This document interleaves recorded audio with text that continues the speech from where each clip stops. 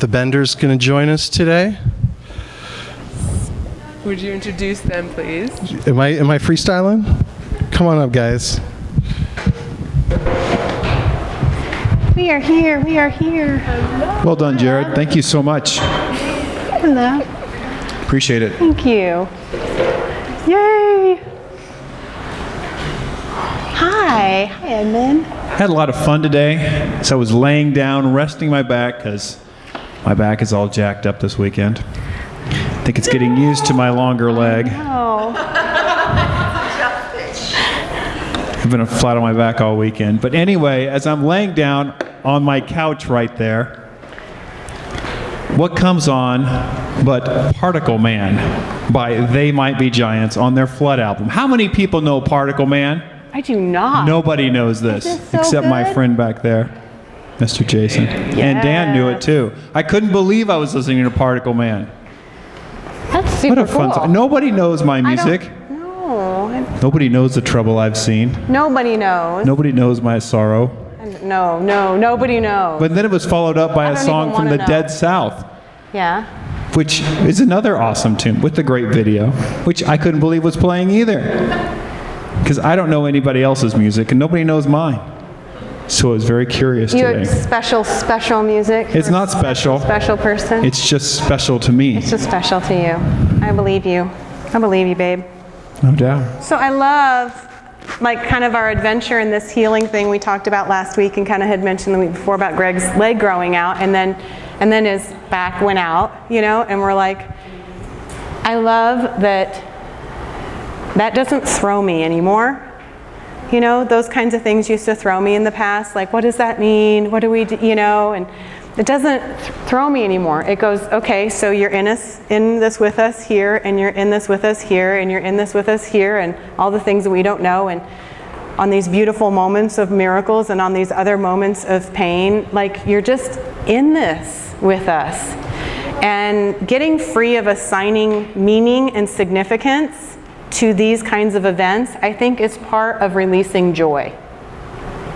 Not needing to assign significance to what would appear to be an up, what would appear to be a down, what would appear to be a catastrophe, what would appear to be a win, because we just don't know what's on the other side of that event.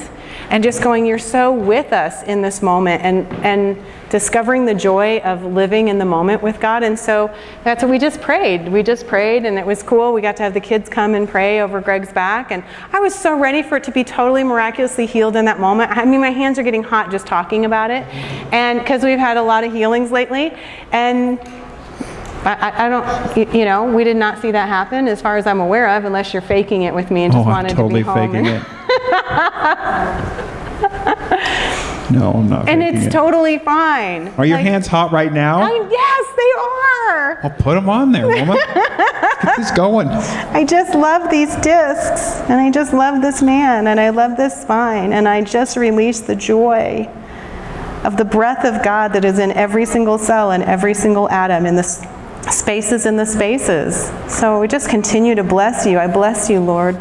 And I bless you, Greg. And I bless this back. You can't feel that heat at all, can you? No. My hands get so hot, he feels nothing. I love that we all just get to experience things so differently. So would anyone like to share something that they feel like God's doing in their life this week? Or something that like went sideways and they don't know what God's doing in their life this week? I'm not trying to look just right at you, Taylor, sorry. Well, I looked at you for a long moment and then I thought you might feel pressure. But...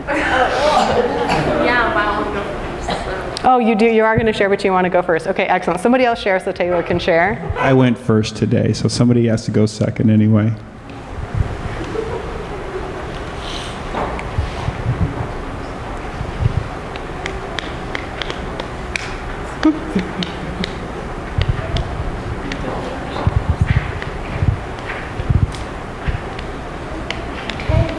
Okay, Kathy. Awesome.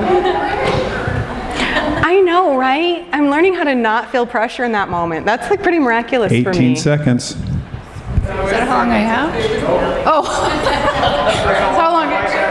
That's how long I have to wait. See, I wait like 0.5 seconds and then I move on to the next thing. And he's told me, psychology says you have to wait 18 seconds for people to respond to a request and actually be able to respond.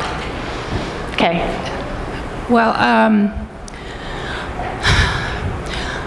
last night I was kind of perusing through some of the YouTube videos and I ran across a message that Shailene gave here in September of 2017. Oh, yeah. And it was really interesting because she was talking to the kids, and I don't remember the name of the book. It was about gray stickers and star stickers, and it was really cool. But the thing that kind of stuck out to me was she was describing the feeling of having somebody breathing into your nose from their mouth and talking about God and the breath of God. And it's like I have been bombarded by the breath of God and things pointing to it and telling me about it, experiencing it. It's been incredible. And then, we're singing songs about the breath of God. And it's just, I've been so grateful because he's just there. And when you just stop and you let him there, the joy, the release, the peace is just incredible. And it's just been one of those days where he's just been so good. Yay. Yay. Thank you, Kathy, for sharing that. I love it. Yeah, we'll do right. I feel so sophisticated now that y'all taught me I can do like snapping. Thank you. Okay. Anyone else want to share?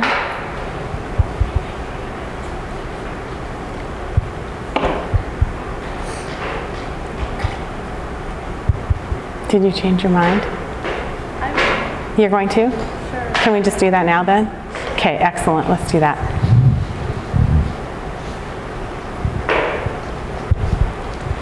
Okay, so let's just do a little backstory kind of thing. So this week, it was kind of up and down with emotions, but this one girl on my soccer team, so I made JV this year for soccer at our school. Congratulations. Thank you. But one of the girls on JV got moved up to varsity, and I've always I don't know, I just didn't Think she was that good? Yeah. And I didn't want to be rude, but and then I was I've always thought I was a really great soccer player, and why didn't I get moved up and stuff? And I understand they don't need defense, which I'm more of a defender player, but whatever. And then I kind of was fine, and I was happy for her and stuff.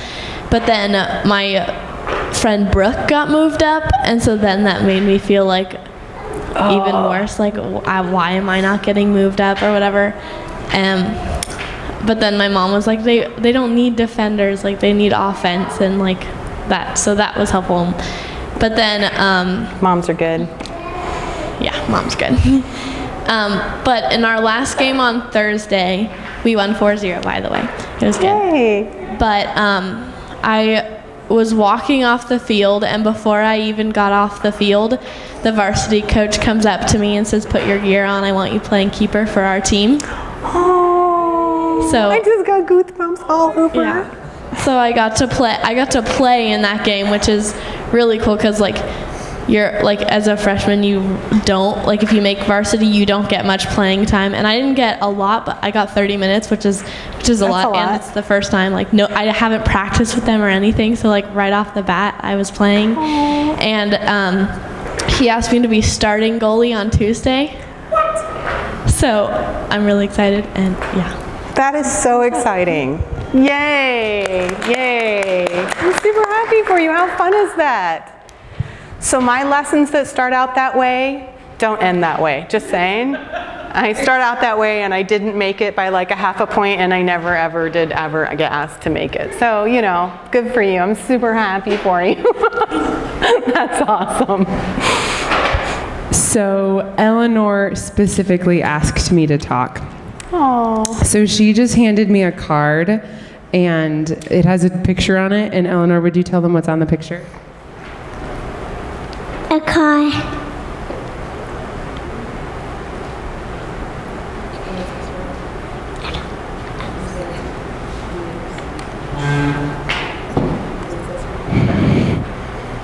The road. Huts.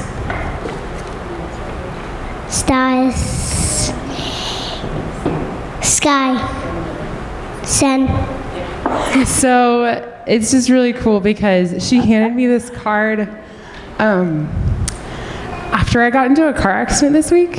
What? And it was super minor. No one's hurt. My car is in the shop, and we're working on it. But like, I felt really insecure with my driving since then.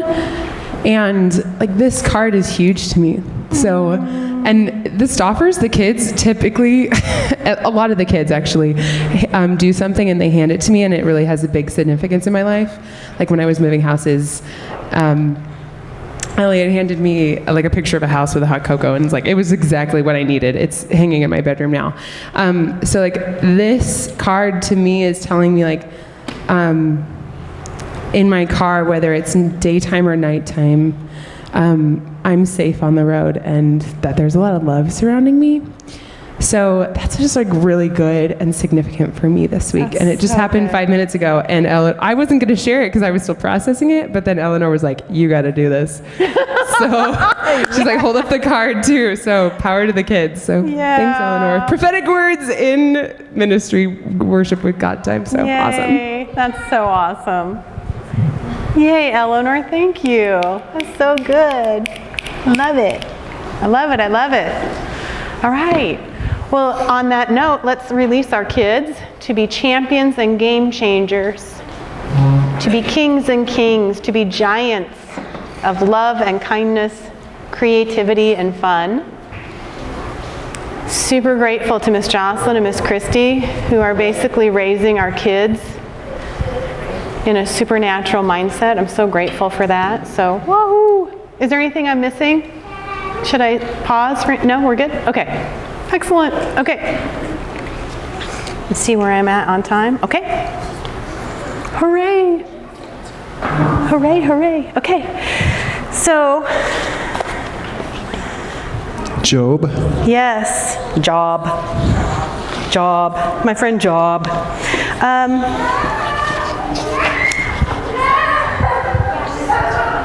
We've kind of been paused a little bit in Job.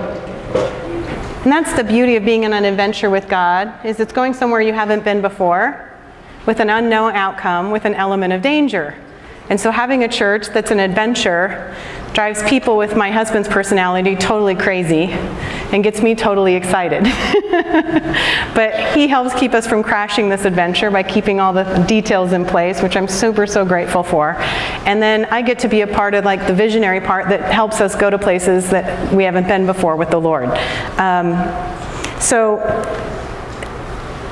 Greg is always going like, let's stay on track, and I'm going, but this is an adventure, and it's just such a perfect marriage, I feel like. I feel like it's kind of like what the Holy Spirit and Jesus and the Father do together, like they put the brakes on each other and they put the gas on each other, and they do that with us as well. I feel like it's like the symbol of marriage is almost just very much like the symbol of partnership with the Holy Spirit and with the Father and the Son. Like I think they're just as quirky, just as funny. I think they make fun of each other, at least in my mind they do, just as much as we sometimes tease each other, and I love that. I love that about them. So in this time, I keep every week just settling into a deeper and deeper partnership, I feel like, with the Lord, with what He has for us in this time. And so I kind of have two places I want to go, and I'm going to start with one, and hopefully we'll land in the other one.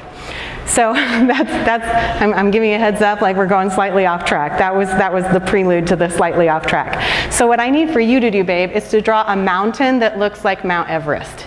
And next week I'm going to bring a poster with Abraham because he had to do a project. Anyone know the first guy credited with climbing Mount Everest, which by the way, of course, is probably not the actual person who ever climbed Mount Everest because we don't keep records of Nepal and Tibet. So, you know, like probably the real people who did it a long, long time ago, we don't know. We just know that, you know, British people and the American people because that's what, you know, Westerners keep track of. But anywho, the person credited in the Western world, does anyone know who that was?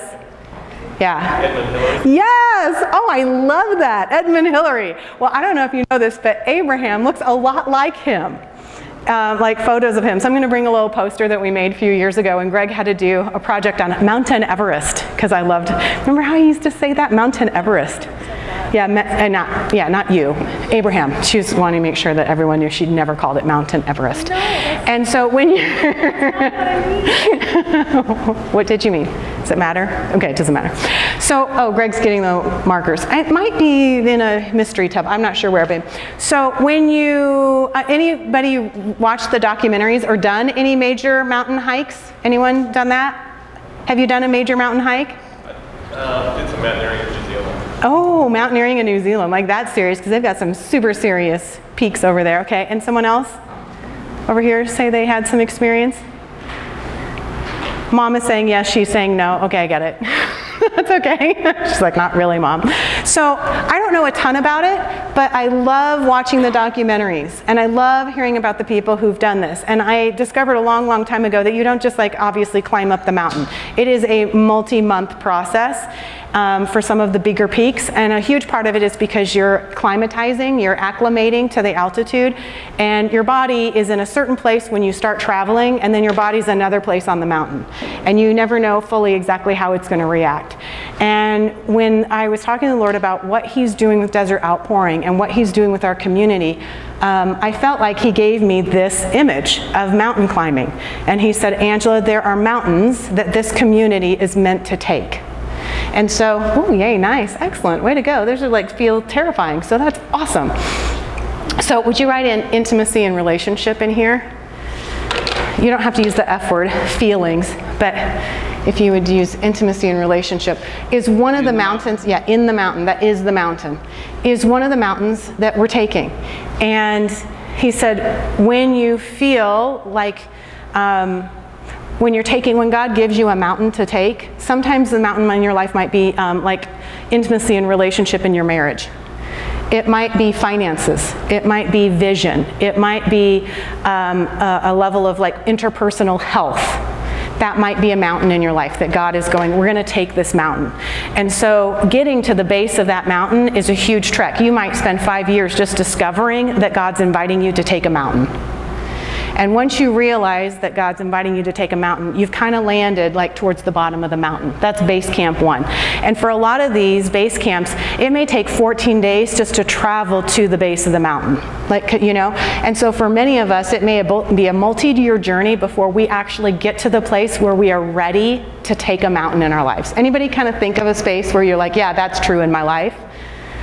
Where it's taken me a while. Maybe it's in your parenting. Maybe it's in a parent-child relationship. Maybe it's in finances. And the Lord's gotten you to a place where you're like, yeah, I'm pretty clear that this seems bigger than me, and I'm not really sure how this is going to end.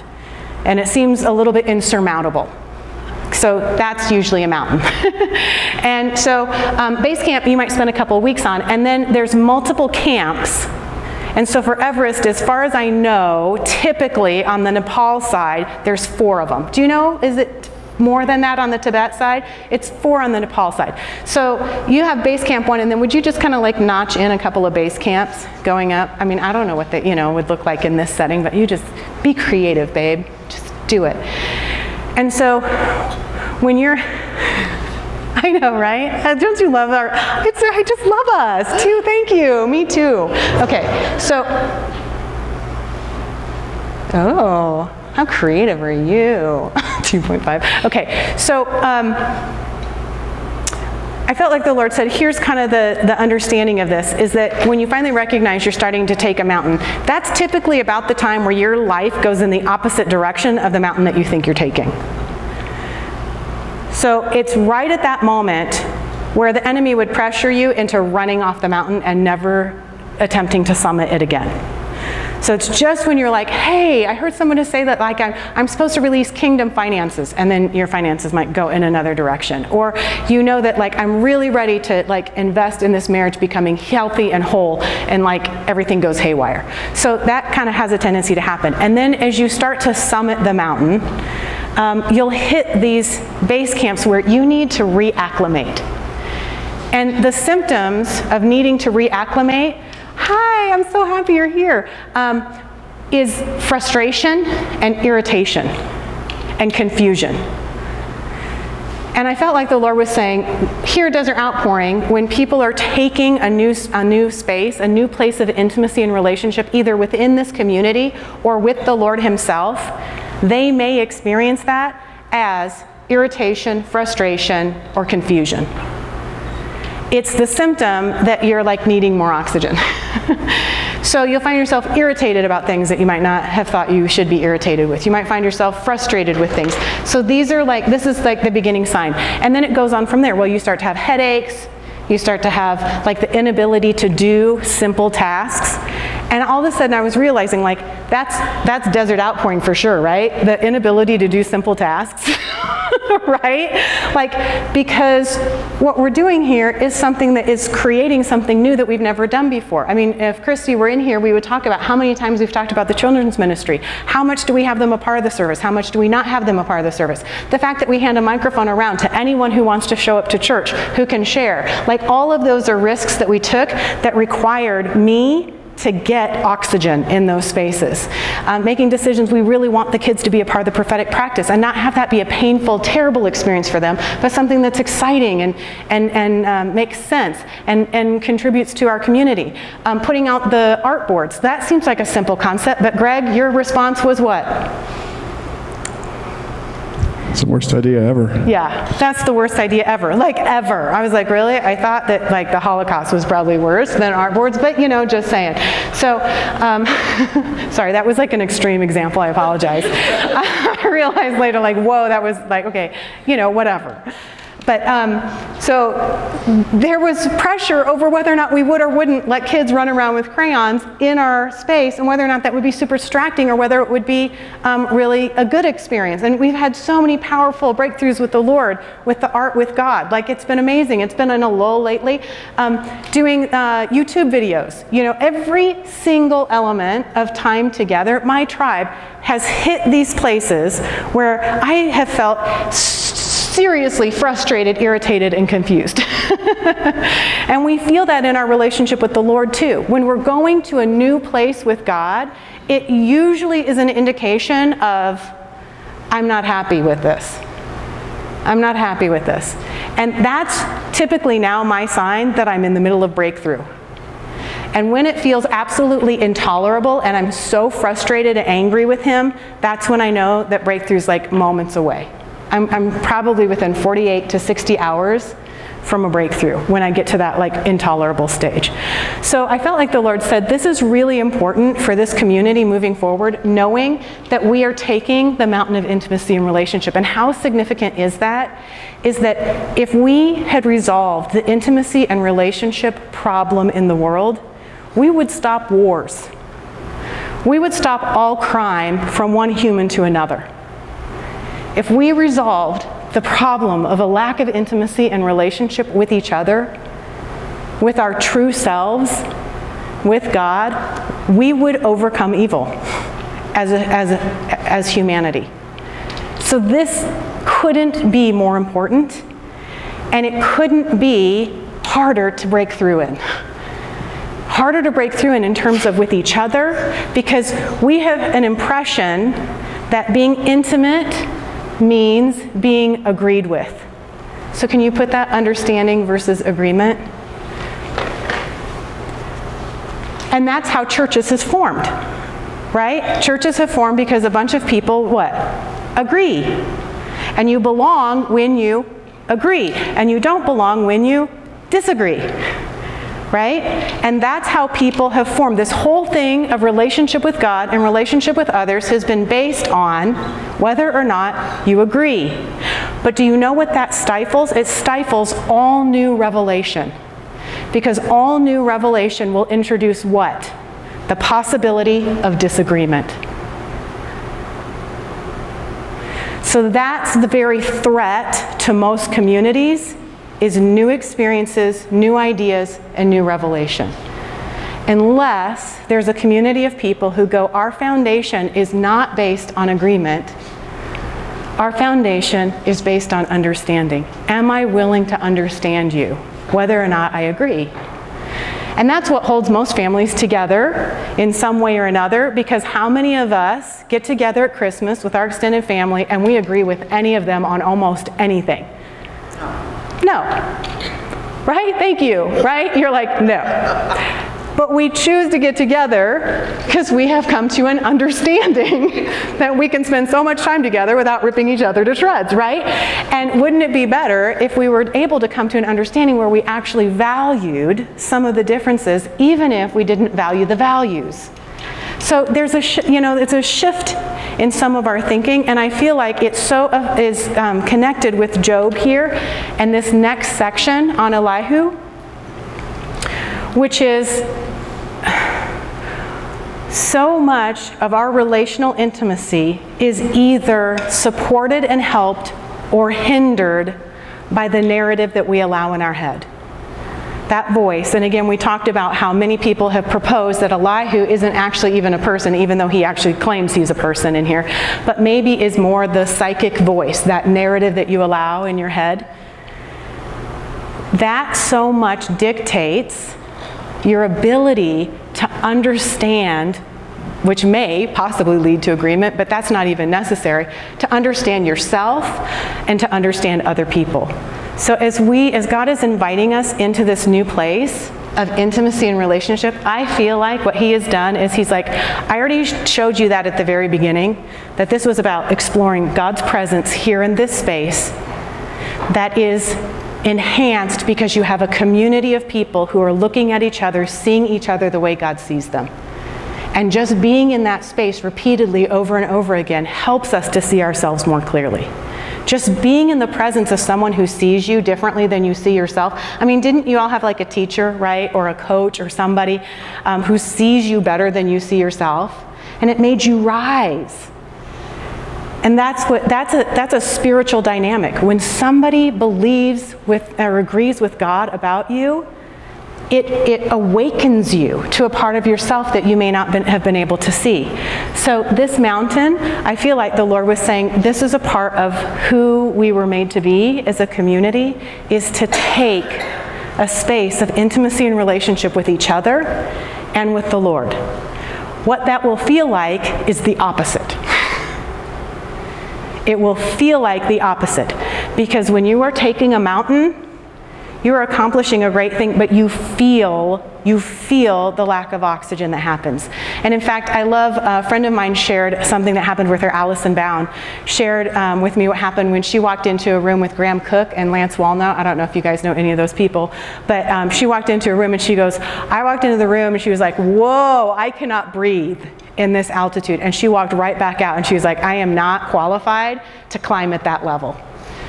And she was like, she literally felt like the oxygen deprivation of the altitude of the conversation that they were having. And so she knew, like, get me out of here because I'm not ready for this. And so there's signs that tell us whether or not we're doing well at the altitude that we're hiking at. And I'm going to have you, if you wouldn't mind, Greg, just kind of like put a little division here and put unhealthy on this side and healthy on this side.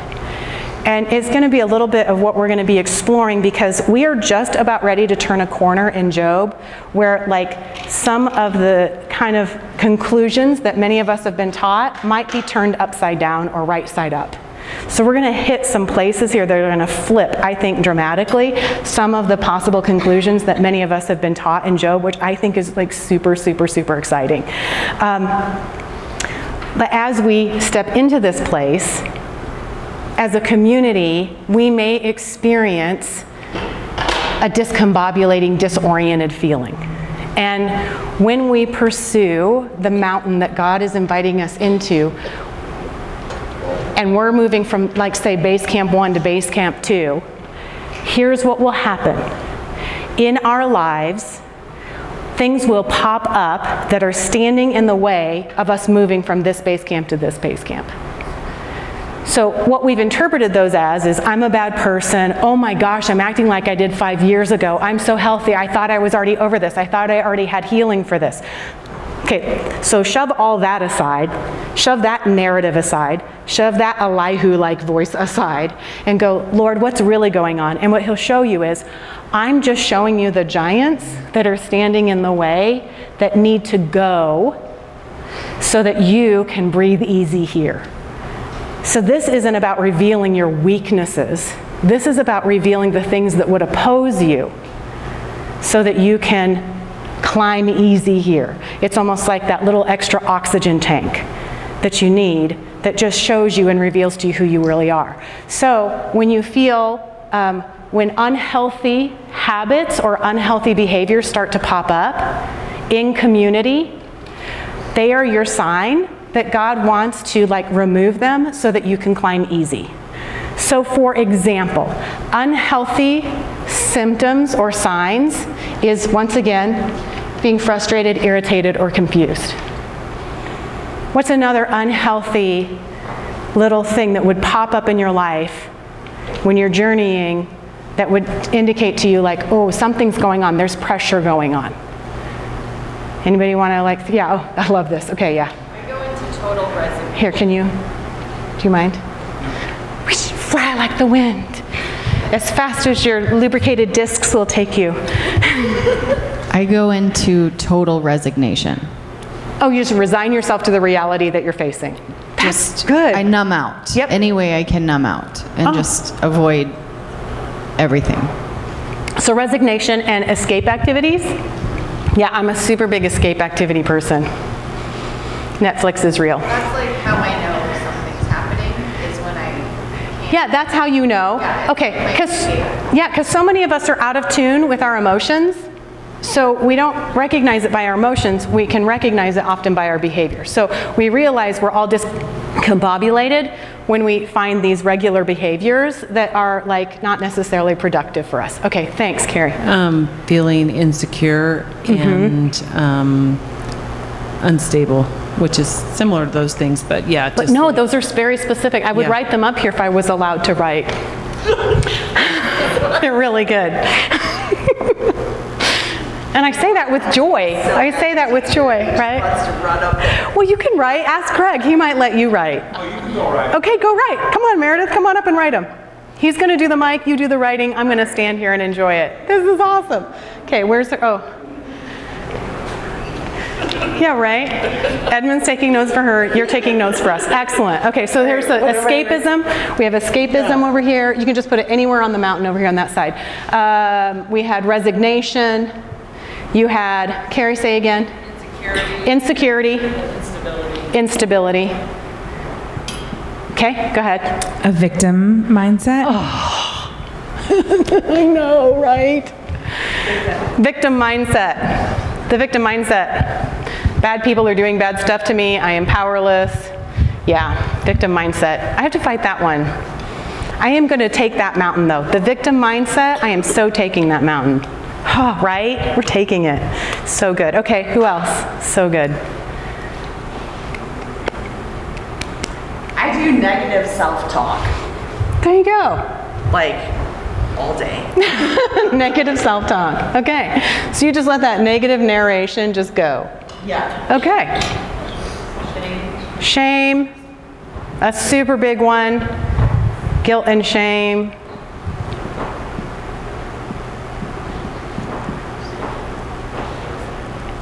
Blame. Anybody blame anyone?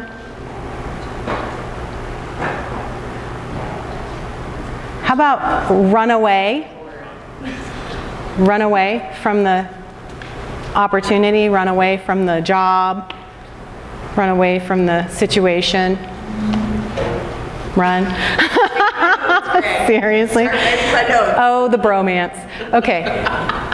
Anyone else got one? Being critical, which is kind of already in here, but it's like a step above frustration and irritation. Start criticizing / venting. Oh, venting. Oh. Yeah, so calling and sharing. I'm really bad at that. Really? Okay, good to know. Yeah. Okay, excellent. It's okay. It's okay. Yeah. Hey, we all have coping mechanisms that helped get us to here. We don't have to be ashamed of them. We just get to decide whether or not we want to keep them.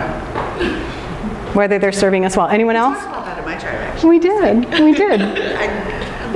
Has that been helpful? Yes. We talked about the difference between venting and processing pain. Yes. Venting is typically focused on what someone did to me. Processing pain is typically focused on what God's doing in the midst of pain. My story versus what has been done to me. So, okay, anyone else? Okay, so what are some healthy behaviors when you get under pressure and you're in the middle of a breakthrough in some space? What is the symptom or a sign that you're like, whoa, hey, I'm doing this better than I've ever done this before? So what's moving towards the healthy? You guys should have a whole lot of these over here, so I'm just hoping you'll have a contribution or two. What are some healthy signs?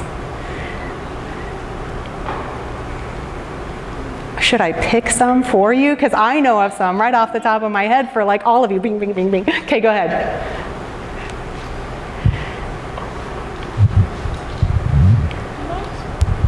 I think stepping up, or taking even a small step forward, but yes, moving forward. I love that. Taking action. Taking action, stepping up, moving forward, saying yes. Asking the right questions. What does this mean? What shall I do? So good. Who do you want to be for me? Genius. A+. Yes, you are. Did she take anyone else's? Anyone else want to jump in on the credit of those? That was really good. Yes, okay, so Kathy's all in on that one too. Asking the right questions, yes. What else? Yeah. Gratitude and gratitude. Okay, gratitude. Super good. That's really, really good. Having patience. Patience. Isn't that so good? Yes. All right, I can't spell. I'm a horrible speller. Oh, me too. I-E-N-C-E. I-E-N-C-E. Patience. I think that's right. I would totally Why, I always say, in the hospital before I'm talking. why let the dictionary limit you, really is what I say. Okay, what else? Having understanding. Understanding, compassion, so good.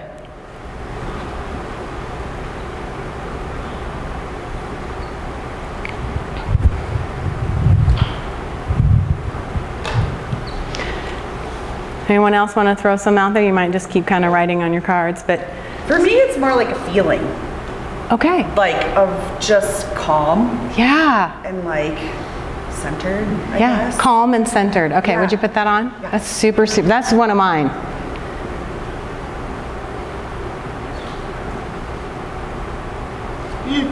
So good. Okay, so we're gonna zip on, okay? Thank you. Okay. So Yep, I'm out. what I would